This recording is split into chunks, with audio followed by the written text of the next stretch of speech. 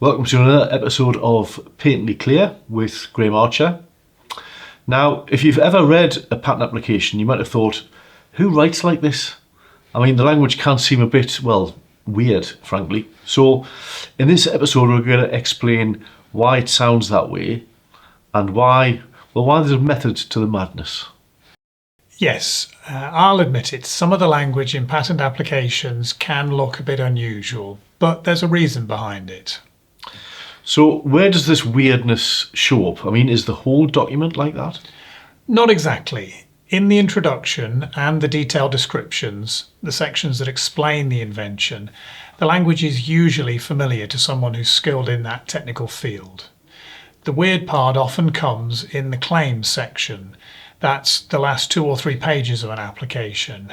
And here's the thing. Those claims often take half the total time to prepare the entire application. Really, half the time, just for a few pages? Why is that? Because in the claims, we're defining the invention and the protection we're seeking, so every single word is chosen with extreme care. We need the wording to be clear enough that the meaning is understood, but also broad enough to cover variations on the invention. We don't want a competitor to make one tiny change to a product and suddenly be outside the scope of the patent. Okay. I mean, can you give me an example? Sure. Let's say your invention has coil springs. If we write the claim to specifically say coil springs and a competitor used a leaf spring instead, for example, it could be tricky to prove that there's infringement.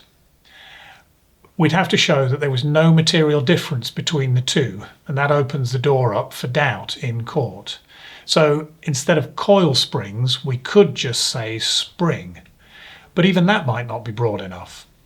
Really, not broad enough? I mean, what could be broader than spring? Well, imagine replacing that spring with 2 magnets with the same poles facing each other so that they push apart. That setup could create the same biasing force as a spring, but technically it's not a spring. So in the claims, we'd call it a biasing member or biasing means. That covers any mechanism that provides that pushing apart force, springs, magnets, or something that hasn't even been invented yet. Okay, so that explains the claims, but what about the detailed description? Does that have to sound that way too? Not at all. In the detailed descriptions, we'll introduce the term biasing member, but then we'll add something like in the form of a spring, so that the reader immediately knows what we mean. From that point on, we can use spring for readability because we've already established the connection between those 2 terms. Okay, so it's really a sort of balancing act. It's got to be precise for legal protection, but with enough clarity that a human could follow it. Exactly. The weird language there isn't to confuse people, it's to make sure that the patent is as strong and future-proof as possible. Okay, so there you go. Next time you read a patent and there's a term like biasing member, it's not just there to confuse you, it's not legal jargon gone wild, there's a reason for it.